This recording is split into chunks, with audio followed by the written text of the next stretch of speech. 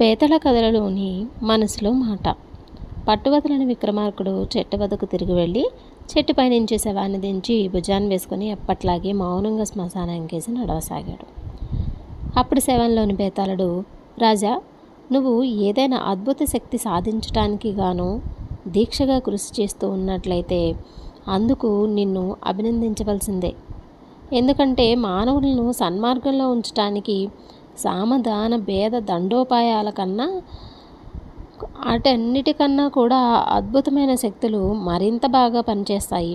ఇందుకు నిదర్శనంగా నీకు భీముడనేవాడు సాధించిన అద్భుత శక్తి గురించి చెప్తాను. మరే శ్రమ తెలియకుండా విను అంటూ ఇలా చెప్పసాగాడు. భీముడనేవాడు ఒక కాపు. తండ్రి అనంతరం అతను స్వయంగా వ్యవసాయంలోకి దిగి తన మామిడి తోటను ఆనుకొని ఉన్న బంజరు భూమిని దున్నసాగాడు. అకస్మాత్తుగా నాగలికి ఏదో అడ్డు తగిలింది. భీముడు పార తీసుకొని మట్టి తవ్వగా నాగలికి అడ్డు వచ్చినది ఒక రాతి తొట్టె అని తెలిసింది. తొట్టె మీద ఒక రాతి పలక కూడా ఉంది. అది తీస్తే తొట్టి లోపల ఒక కుండ పోర్లించి ఉంది. ఆ కుండ కింద ఒక వింత హారము, ఒక తాళపత్ర గ్రంథము దొరికాయి. భీముడు దున్నే పని కట్టిపెట్టి గొయ్యి పూడ్చేసి వాటిని తీసుకుని ఇంటికి వెళ్ళిపోయి తాళపత్రాలు చదివితే అందులో ఆ హారం గురించిన వివరాలు అన్నీ ఉన్నాయి. ఆ హారాన్ని ధరించిన వాడికి తన ఎదుట ఉన్న మనిషి మనసులోని ఆలోచనలు తెలిసిపోతాయట. ఎన్నో వందల సంవత్సరాల క్రితం దయానిధి అనేవాడు ఈ హారాన్ని ఒక యోగి వద్ద సంపాదించాడట. దానికి గల శక్తి గురించి తెలుసుకున్నాక దయానిధి దుర్మార్గానికి దిగాడు. అతను గొప్ప గొప్ప వాళ్ళ వద్దకు ఏదో మిష మీద వెళ్ళి వారు చేసే దుర్మార్గపు ఆలోచనలు తెలుసుకొని వాటిని బయట పెడతానని బెదిరించి అంతులేని డబ్బు లాగసాగాడు. అతనికి అదే వృత్తి అయిపోయింది. ఆఖరకు అతను తన భార్యకు తన మీద ప్రేమ ఏమీ లేదని తెలుసుకుని ఆమెను హత్య చేసి పూర్తిగా జీవితం మీద విరక్తి చెంది ఈ హారం ద్వారా ఎవరెవరికి ఎలాంటి హాని జరిగినది వివరంగా తాళపత్రాల మీద రాసి ఆ పత్రాలను హారాలను భద్రంగా భూస్థాపనం చేశాడు. భీముడు తాను చదివిందంతా వెంటనే నమ్మలేదు. కొంచెం ఆలోచించిన మీదట హారానికి ఇతరుల మనస్సు తెలిపే శక్తి ఉంటే దాన్ని ప్రజల మేలుకు ఉపయోగించవచ్చునని అనిపించింది. ఏమైనా హారం మహిమ పరీక్షిద్దామని అతను దాన్ని మెడలో వేసుకుని కృష్ణస్వామి ఇంటికి బయలుదేరాడు. కృష్ణస్వామికి భీముడు కొద్దిగా డబ్బు బాకీ ఉన్నాడు. అది తిరిగి ఇచ్చేటందుకు అతను కృష్ణస్వామి ఇంటికి వెళ్ళాడు. ఈ కృష్ణస్వామి అనేవాడు జమీందారు రంగస్వామికి తమ్ముడు.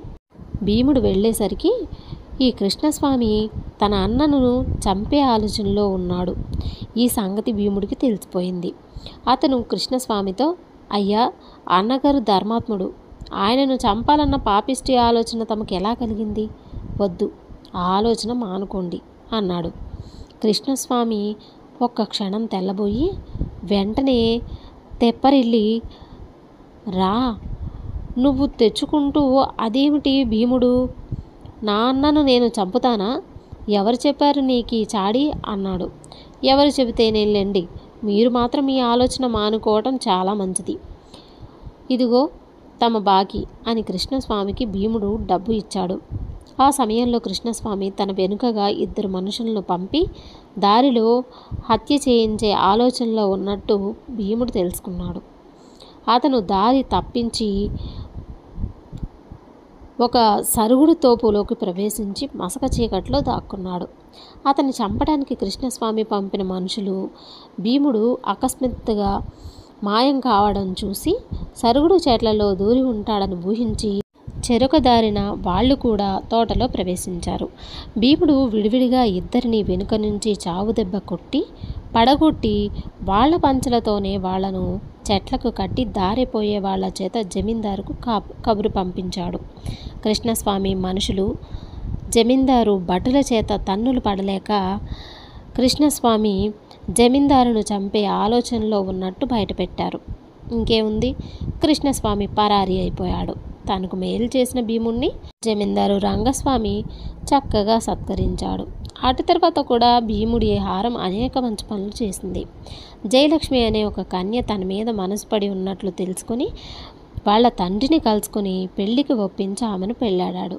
ఇతరుల మనసులో మాటలు తెలుసుకునే శక్తి భీముడికి ఉన్నట్టు క్రమంగా నలుగురికి తెలియసాగింది. అతను కొంతమంది దొంగల ఆలోచనలు ముందే గ్రహించి రాజభటులను హెచ్చరించి దొంగతనం ఎక్కడ ఏ సమయంలో జరగబోతుంది అని చెప్పవలసిన వారికి చెప్పి దొంగలను కూడా పట్టించేవాడు. రాను రాను భీముడంటే అందరికీ హడలి అయిపోయింది. తాము ఏ చెడు ఆలోచన చేస్తే అతను ఎక్కడ తెలుసుకుంటాడు అనే భయం అందరిలోనూ మొదలైంది. బారులు, చోరులు, హంతకులు లాంటి నేరస్తులకు భీముడు సింహస్వప్నమయ్యాడు. అతన్ని చంపేయడం వాళ్లకొక లెక్కలోది కాదు. కానీ అతను ఆ సంగతి కూడా తెలుసుకోగలడు కదా. అయితే భీముడి శక్తి అంతహారంలో ఉన్నదన్న సంగతి ఎవరికీ తెలియదు. త్వరలోనే భీముడిని గురించి గొప్ప గొప్ప వాళ్ళ దాకా పాకిపోయింది. వారు అతన్ని చేరదీసి తమను గురించి సాటి వాళ్ళు ఏమనుకుంటున్నారు అని అతని ద్వారా తెలుసుకునేటందుకు ప్రయత్నించేవారు. భీముడు కొంతవరకు అందరికీ ఉపయోగపడాలనుకున్నాడు. కానీ అందులో భయంకరమైన ప్రమాదం ఉందని అతనికి త్వరలోనే తెలిసిపోయింది. ఉన్నత పదవులలో ఉన్న వారందరూ ఒకరి నాశనం ఒకరు కోరుకుంటున్నారు. ఎవరి మనసులో మాట ఎవరికి చెప్పాలి? భీముడు తాను తెలుసుకున్న విషయాలు తనలోనే ఉంచుకొని తనను వినియోగించిన వారికి అబద్ధాలు చెప్పసాగాడు. మంత్రులు, సేనాధిపతులు, ఆస్థాన విద్వాంసులు, పురోహితులు, వైద్యులు అందరూ కలిసి భీముణ్ణి రాజుగారి కొలువులో చల్లగా ప్రవేశపెట్టి రాజుగారు ఎవరిని గురించి ఏమనుకుంటున్నారనేది తమకు ఎప్పటికప్పుడు చెబుతూ ఉండమన్నారు.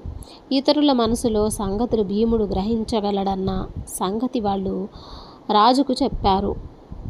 రాజు అతన్ని పరీక్షించగోరి, నేనేమనుకుంటున్నాను అన్నాడు. నేను తమ మనసును తెలుసుకోలేననుకుంటున్నారు అన్నాడు భీముడు. రాజు అతన్ని తన కొలువులో చేర్చుకున్నాడు. కొన్నాళ్లకు రాజు భీముణ్ణి పిలిపించి, నేను నిన్నెందుకు పిలిపించాను అని అడిగాడు. నా ద్వారా రాణిగారిని గురించి తెలుసుకోవాలని అన్నాడు భీముడు. బేష్, రాణిగారికి ఈ చీటీ ఇచ్చి ఆమె ఏమనుకునేది తెలుసుకొని అదే సమయంలో ఆమె మనసులో ఉన్న రహస్యం కూడా తెలుసుకొని వచ్చి ఏకాంతంగా నాకు చెప్పు అన్నాడు రాజు. భీముడు రాణిగారికి చీటీ ఇచ్చాడు.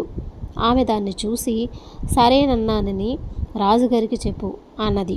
అందులో విశేషమేమీ లేదు. సాయంత్రం గానం ఏర్పాటు చెయ్యనా అని రాజు చీటీలో రాశాడు. అయితే భీముడికి రాణిగారి మనసులోని రహస్యం పూర్తిగా తెలిసిపోయింది. ఆమె రాజును ఏమాత్రం ప్రేమించడం లేదు. ఆమెకు చాలామంది ప్రియులున్నారు. భీముడు రాజుగారి వద్దకు తిరిగి వచ్చి, మహారాజా, రాణిగారు ఉత్తమ జాతి పతివ్రత అని చెప్పాడు. రాజు తన మెడలో ఉన్న రత్నహారాన్ని భీముడికి ఇచ్చాడు. ఆ రాత్రి భీముడు తన హారాన్ని పొయ్యి మంటలో వేశాడు. అది చిత్రంగా కాలి ఆవిరయింది కానీ కరగలేదు. పొయ్యిలో దాని తాలూకు బూడిద కూడా మిగల్లేదు. ఆ రాత్రే తనకు గొప్ప గొప్ప వాళ్ళిచ్చిన ధనమంతా తీసుకొని భార్యను వెంట పెట్టుకుని భీముడు మరొక దేశం వెళ్ళిపోయాడు. బేతాళుడి కథ చెప్పి, రాజా, అలాంటి అద్భుత శక్తులు గల హారాన్ని భీముడు చేతులా ఎందుకు నిర్మూలించాడు? అది తనకు లోకానికి కూడా ఎంతో మేలు చేసేది కదా. దాని రహస్యం తనకు తప్ప మరెవ్వరికీ తెలియదు కదా. దాన్ని తాను ధరిస్తే అతనికి ఏం నష్టం? ఈ సందేహానికి సమాధానం తెలిసి కూడా చెప్పకపోయావో నీ తల పగిలిపోతుంది అన్నాడు. దానికి విక్రమార్కుడు, ఏ విధమైన శక్తినైనా బలవంతులు నిరుపయోగపరచగలరు. బలహీనులు ఆ శక్తికి భయపడి నేరాలు చేయటం మానినంత మాత్రాన జీవితంలో ఉండే వక్రాలు సరైపోవు. క్రియకు భీముడి హారానికి గల శక్తి అల్పులను పీడించి మంచి చేసినట్టు కనిపించింది. అదే శక్తి బలవంతుల విషయానికి వచ్చేసరికి భీముణ్ణే పీడించింది. వాడు అల్పుడైపోయి తన శక్తి మరొకరికి ఉపయోగపడేలాగా చేయలేకపోయాడు. భీముడు స్వతహాగా తిన్నని బుద్ధి కలవాడు. అలాంటి వాడికి వక్రమార్గాన నడపటం బాధే. అందుకే వాడు హారాన్ని నాశనం చేసి బాధ నుంచి విముక్తి పొందాడు అన్నాడు. రాజుకి ఈ విధంగా మౌనభంగం కలగగానే బేతాళుడు శవంతో సహా మాయమై తిరిగి చెట్టెక్కాడు. కథ సమాప్తం. బోడి సలహా. మీనాక్షి ఇద్దరు అన్నల మధ్య గారంభంగా పెరిగిన పిల్ల. ఆ పిల్లకు వయసు వచ్చినప్పటి నుంచి ఆమె అన్నలు ఆమెకు పెళ్లి చేయాలని సంబంధాలు చూడసాగారు. వారికి రామాపురానికి చెందిన గుణశేఖరుడు అనేవాడి తమ్ముడు సోమశేఖరుడు బాగా నచ్చాడు. మీనాక్షిని సోమశేఖరుడికిచ్చి పెళ్లి చేసిన అనంతరం ఆమె అన్నలిద్దరూ తాము కూడా పెళ్లి చేసుకున్నారు. సోమశేఖరుడికి ఏ లోటు లేదు. అతడు అన్ని విధాలా యోగ్యుడు. అతని వ్యాపారం లాభసాటిగా జరుగుతుంది. అతనికి అతని అన్నకు మంచి ఆస్తిపాస్తులున్నాయి. కాపురానికి వచ్చిన మీనాక్షి అన్ని విషయాల్లోనూ తృప్తి పడింది. కానీ ఇంటి పెత్తనమంతా తన తోడికోడలిది కావడం ఆమెకి నచ్చలేదు. తోడికోడలు తన పట్ల ఎంత ఆదర ఆప్యాయతంగా చూపినప్పటికీ మీనాక్షికి కావాల్సినవి అవి కావు. ఆమెకు కావాల్సింది పెత్తనం. మీనాక్షి తన కోరికను భర్తకు సూటిగా చెప్పకుండా డొంకతిరుడుగా చెప్పసాగింది. సోమశేఖరుడు అర్థం చేసుకొని అలాగే ఉండిపోయాడు. చివరకు మీనాక్షి పట్టలేక మనం వేరే కాపురం పెడదామండి అనేసింది. సోమశేఖరుడు మొదట నివ్వెరపోయి తర్వాత నన్ను ఆలోచించుకోనియ్యి అని మీనాక్షితో అన్నాడు. ఇంతలో అతను వ్యాపార నిమిత్తం సోనాపురం వెళ్ళవలసి వచ్చింది. అప్పుడు మీనాక్షి దారి కదా, సోనాపురం నుంచి వచ్చేటప్పుడు మా అన్నలను తొంగి చూసిరండి అన్నది. సరేనని సోమశేఖరుడు బయలుదేరి వెళ్ళాడు. తనను తిరిగి వచ్చినాక మీనాక్షి తన అన్నలు ఎలా ఉన్నారని అడిగితే సోమశేఖరుడు మీ అన్నలకేం బాగానే ఉన్నారు, మీ వదినల పద్ధతి బాగాలేదు అన్నాడు. ఏం అన్నది మీనాక్షి. మీ అన్నలను వేరుపడమని మీ వదినలు పోరు పెడుతున్నారట. వాళ్ళకేమో వేరు కాపరం ఇష్టం లేదట. ఏం చెయ్యమంటావు అని సలహా అడిగారు నన్ను అన్నాడు సోమశేఖరుడు. ఏం చెప్పారు మీరు అని మీనాక్షి అడిగింది.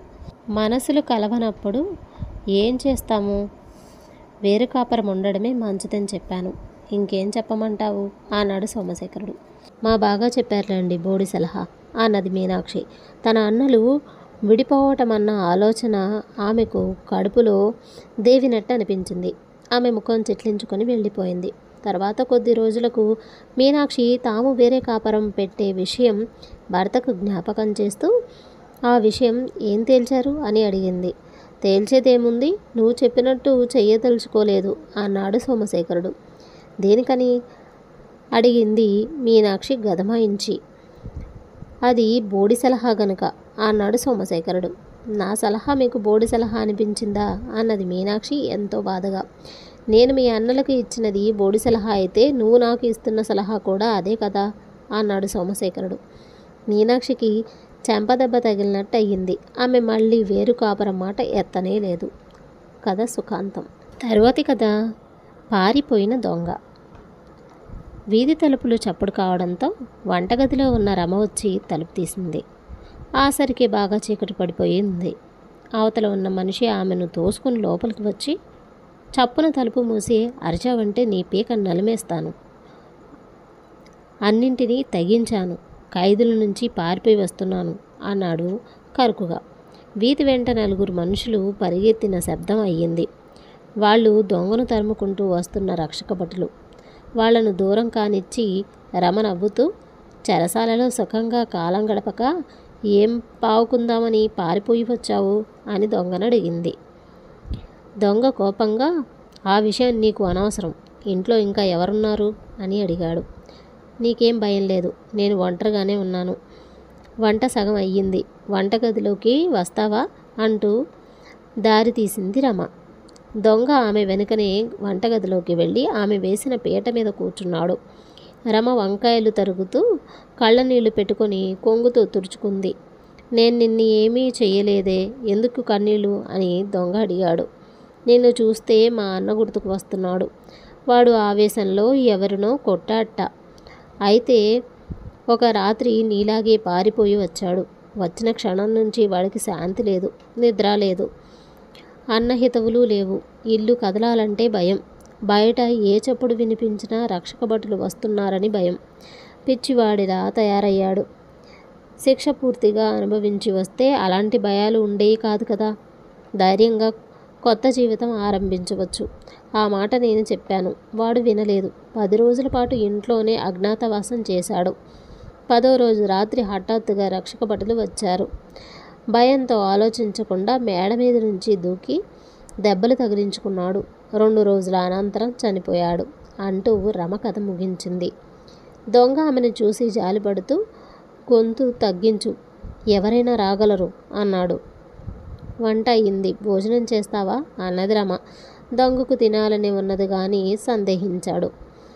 ఇందులో విషం కలపట్లేదు కదా? నీ ఎదుటేగా వంట చేశాను అంటూ రమ దొంగ ముందు అన్నం కూరలు వడ్డించింది. వాడు భోజనం చేస్తుంటే రమ చూడబోతే మంచివాడిలాగా ఉన్నావు, చెరసాలలో ఎలా పడ్డావు అని అడిగింది. దొంగ ఇలా చెప్పసాగాడు. నా తల్లిదండ్రులు ఎవరో నాకు తెలియదు. ఒక అవ్వ నన్ను పెంచి పెద్ద చేసింది. నన్ను గారాబంగా పెంచటానికి తాను అష్టకష్టాలు పడింది. ఆమె పోయాక నా కష్టాలు ప్రారంభమయ్యాయి. నాకు చదువు లేదు. మా పిల్లలో పని లేక పట్నం వచ్చాను. ఏ పని ఇచ్చిన వారు దొరకలేదు. 4 రోజులు తిండి లేదు. ఆకలి ఈ బాధకు తాళలేక ఒక వ్యాపారస్తుడి చేతిలో ఉన్న సంచి లాక్కుని పారిపోయి పట్టుబడ్డాను. 2 నెలల శిక్ష పడింది. అలానా పాపం. మరి ఇప్పుడు పారిపోయి ఎందుకు వచ్చావు అని రమ అడిగింది. అక్కడ అడ్డమైన చాకిరీ చేయాలి, పెద్ద ఎత్తున వంటలు చేయాలి, తోట పని చూడాలి, బట్టలు పిండాలి, చాపలు దుప్పట్లు వేయాలి, బట్టలు కుట్టాలి, ఇలా ఎన్నో రకాల పనులు. అవన్నీ చేసే ఓపిక నాకు లేదు అన్నాడు దొంగ విసుక్కుంటూ. రమ నవ్వి, బయట పని దొరకలేదని దొంగతనం చేసి చెరసాలకు వెళ్ళావు. అక్కడ పని ఎక్కువ అని దొంగతనంగా పారిపోయి వచ్చావు. ఇప్పుడేం చేస్తావు అని అడిగింది. దొంగ జవాబు చెప్పలేక తలదించుకున్నాడు. రమ మళ్ళీ ఇలా అడిగింది. అప్పటి నుంచి నీకు నరక బాధలు ప్రారంభమవుతాయి. నిద్రాహారాలు ఉండవు. భయం నిన్ను నీడలా అంటిపెట్టుకుని ఉంటుంది. ఇప్పుడు నువ్వు ఎలా బ్రతుకుతావు? ఉద్యోగం ఎలా దొరుకుతుంది? నీకిప్పుడు జైల్లో ఉన్న స్వేచ్ఛ కూడా లేదు. పారిపోయి వచ్చి నీ ఖైదు శిక్షను పెంచుకుంటున్నావు అంతే. ఆ చెరసాలలోనే ఏ వంటలు చేయడంలోనో, బట్టలు కుట్టడంలోనో, దుప్పట్లు వేయడంలోనో, తోట పనిలోనో ప్రావీణ్యం సంపాదించి ఉంటే విడుదల అయి వచ్చాక నీ బతుకు నువ్వు స్వతంత్రంగా గౌరవంగా బ్రతికే మార్గం దొరికేది. అక్కడ నీకు శిక్షతో పాటు ఏదో వృత్తిలో శిక్షణ కూడా దొరుకుతుంది. నువ్వు చాలా తెలివి తక్కువ పని చేశావు. పారిపోయి వచ్చావు. దొంగకు కళ్ళు తెరుచుకున్నాయి. అతను తాను చేసిన పొరపాటు గ్రహించాడు. నిజమే, పొరపాటు జరిగింది. దాన్ని దిద్దుకోవడం ఎలాగా అని అతను రమను అడిగాడు. మించిపోయిందేమీ లేదు. నీ అంతట నువ్వే చెరసాలకు వెళ్ళి పట్టుబడు. అలా చేస్తే నిన్ను దండించరు. కొద్దిగా నీ శిక్ష పెరగవచ్చు అని నేర్చుకోవడానికి అది మంచిదే అన్నది రమ. దొంగ సంతోషంగా, సొంత చెల్లెల్లాగా మంచి సలహా చెప్పావు తల్లి. నీ రుణం తీర్చుకోలేను. వస్తా అని వెళ్ళిపోయాడు. దొంగ వెళ్ళిన కొద్దిసేపటికి మళ్ళీ తలుపు చప్పుడు వినిపించింది. ఈసారి వచ్చినవాడు రమ తండ్రి. ఎప్పుడూ లేనిది ఇంత ఆలస్యమైందే నాన్న అని రమ తండ్రిని అడిగింది. చెరసాల నుంచి ఒక దొంగ పారిపోయాడు, అందుకే ఆలస్యమైంది అన్నాడు తండ్రి. ఆయన చెరసాల అధికారి. మీరు ఖైదీలను చూసే తీరు అలా ఉంటుంది. చెరసాలలు కేవలం ఖైదీలను శిక్షించడానికే కాదు, వాళ్లలో పరిప్రవర్తన కలిగించేలాగా కూడా చేయాలి. మీ చెరసాల నుంచి పారిపోయిన దొంగ మన ఇంటికి వచ్చాడు. నేను ఆ దొంగలో ఉన్న దొంగను పారదోలాను.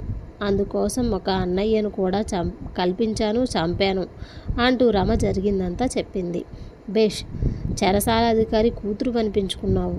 అతను చెరసాల చేరాడో లేదో చూసి వస్తాను అంటూ ఆయన లేచాడు. ఆ భయం నీకు వద్దు నాన్న. చెప్పానుగా, అతనిలో దొంగ పారిపోయాడు. భోజనం చేసి నిదానంగా వెళ్ళవచ్చు నువ్వు అన్నది రమ. కథ సమాప్తం. తరువాతి కథ సగం ధర. రంగయ్య మధ్యతరగతి రైతు. అతనికి ఉన్న ఆస్తి 2 ఎకరాల పొలము, పాతకాలపు మేడ మాత్రమే. రంగయ్య కూతురు పెళ్లి ఈడుకొచ్చింది. తన కూతుర్ని గొప్పవాడి చేతిలో పెట్టాలని ప్రతి తండ్రిలాగే రంగయ్యకు కూడా ఆలోచన. చూడగా రంగయ్యకు నచ్చిన సంబంధం వచ్చింది. అయితే వాళ్ళు 3,000 కట్నం అడిగారు. చూస్తూ ఆ సంబంధం వదులుకోలేక తన పొలం తాకట్టు పెట్టి అప్పు పుట్టించాలని తనకు తెలిసిన వాళ్ళందరినీ కదిలించి చూశాడు. కానీ అది మెరక పొలం కావటం చేత ఎవరూ డబ్బిస్తామని ముందుకు రాలేదు. ఆ గ్రామంలోనే వడ్డీ వ్యాపారి వీరయ్యకు ఈ సంగతి తెలిసింది. వాడు జలగజాతివాడు. అప్పు ఇచ్చే వరకు మంచిగా ఉండి అప్పు తీరేదాకా అవతలి వాడిని పట్టి వదలడు. ఎవరు తీసుకుని రంగయ్య పొలం తనకు తేలికగా స్వాధీనమవుతుందనుకున్నాడు వీరయ్య. వీరయ్య మాటలకు రంగయ్య పొంగిపోయాడు. వీరయ్య రంగయ్య పొలాన్ని సగం ధరకు కొంటానన్నాడు. అయితే రంగయ్య ఎప్పుడూ తన పొలాన్ని తిరిగి కొనదలిచినా సగం ధరకే అమ్ముతానన్నాడు. వీరయ్య మాటలలో ఏదో మోసం ఉందని శంకించి రంగయ్య ఆలోచించుకొని మర్నాడు చెబుతానని మర్నాడు రమ్మనని వీరయ్యతో అన్నాడు. తరువాత రంగయ్య గ్రామ కరణం లింగయ్య వద్దకు వెళ్ళి వీరయ్య అన్న మాటలు చెప్పాడు. లింగయ్య అంతా విని రంగయ్య దురాలోచన గ్రహించి అతడికి గుణపాఠం చెప్పటానికి మంచి అవకాశం దొరికిందనుకున్నాడు. రంగయ్య, నీ పొలం 8,000 చేస్తుంది, దాన్ని 4,000కే కొట్టేద్దామని వీరయ్య ఎత్తువేశాడు. నువ్వు నీ కూతురు పెళ్ళి అయ్యాక మళ్ళీ ఆ 4,000 చేర్చి తిరిగి పొలం కొంటావనేది ఉత్తమాట. కనుక నువ్వు నేను చెప్పినట్టు చేశావంటే నీ కూతురి పెళ్ళి అయిపోతుంది, వీరయ్య రోగం కూడా కుదురుతుంది అని లింగయ్య తన ఆలోచన రంగయ్యకు చెప్పాడు. రంగయ్య ప్రాణం కుదుటపడినట్లయింది. మర్నాడు రంగయ్య తీరికగా అరుగు మీద కూర్చుని ఉండగా వీరయ్య వచ్చాడు. అదే సమయానికి లింగయ్య కూడా అటే వచ్చాడు.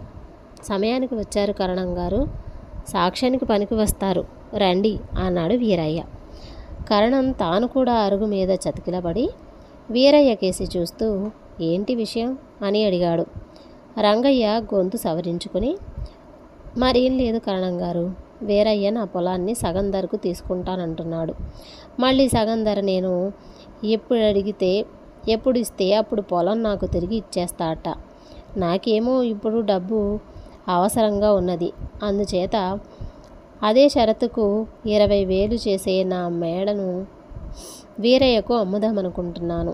ఏమంటారు వీరయ్య గారు అన్నాడు. వీరయ్యకు తన రొట్టె విరిగి నేతిలో పడిందనిపించింది. రంగయ్య 10 జన్మలు ఎత్తినా 10,000 పెట్టి తన వద్ద ఉన్న ఇల్లు తిరిగి కొనలేడు. 20,000 చేసే ఇల్లు 10,000కే తనది అవుతుంది. రంగయ్య తన మేడను సగం ధరకు అనగా 10,000కు తనకు అమ్ముతున్నట్టు అతను తిరిగి సగం ధరకు తన వద్ద ఆ ఇంటిని ఎప్పుడు కొనదలిచినా తాను ఇచ్చేటట్టుగా కరణంగారి చేత కాగితం రాయించి దాని మీద 4 చేత సంతకాలు పెట్టించి వీరయ్య అందరి ఎదుట రంగయ్యకు 10,000 ఇచ్చేశాడు. దాని మీద తాను కూడా సంతకం పెట్టి కాగితాన్ని కరణం తన వద్ద ఉంచుకున్నాడు. రంగయ్య తన కూతురి పెళ్లి నిశ్చయించుకొని బంధుమిత్రులందరికీ ఆహ్వానాలు పంపాడు. ముహూర్తం సమీపిస్తుందనగా వీరయ్య 6 పనివాళ్లను వెంట పెట్టుకొని వచ్చి, ఈ ఇంటిని నాకు అమ్మావు, ఇందులో నువ్వు పెళ్లి జరిపించడానికి వీల్లేదు, కావాలంటే నా డబ్బు నాకు ఇచ్చి ఇన్ని ఇల్లు నువ్వు తీసుకో అంటూ రంగయ్యతో పేచీకి దిగాడు. ఇలా జరగబోతుందని రంగయ్యకు ముందే తెలుసు. అతను ఎదురుగా కూర్చున్న కరణం కేసి చూశాడు. నేను చెప్పినట్టు చెయ్యి అన్నట్టుగా కరణం రంగయ్యకు సైగ చేశాడు. రంగయ్య లేచి ఇంట్లోకి వెళ్ళి 5,000 తెచ్చి వీరయ్య చేతిలో పెట్టి, ఇదిగో నీకు ఇయ్యవలసిన సొమ్ము, ఈ ఇల్లు నీ నుంచి తిరిగి కొనుక్కున్నాను, ఇక ఈ ఇల్లు నాది, అతిథివి కాబట్టి అక్షతలు వేసి భోజనం చేసి వెళ్ళు అన్నాడు.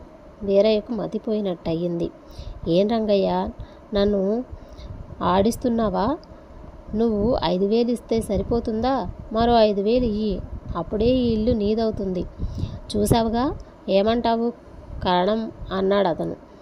నేనేమంటాను, నువ్వనేది తప్పంటాను, కాగితంలో రాసినది అక్షరాల అమలు జరిగిందంటాను అన్నాడు కరణం. జేబులో నుంచి కాగితం తీసి, అమలు జరిగిందా ఏది, వీళ్ళందరి ముందు చెప్పు అన్నాడు వీరయ్య. జాగ్రత్తగా విను, రంగయ్య 20,000 ఖరీదు చేసే తన మేడను నాకు సగం ధరకు అంటే 10,000కు అమ్మాడు.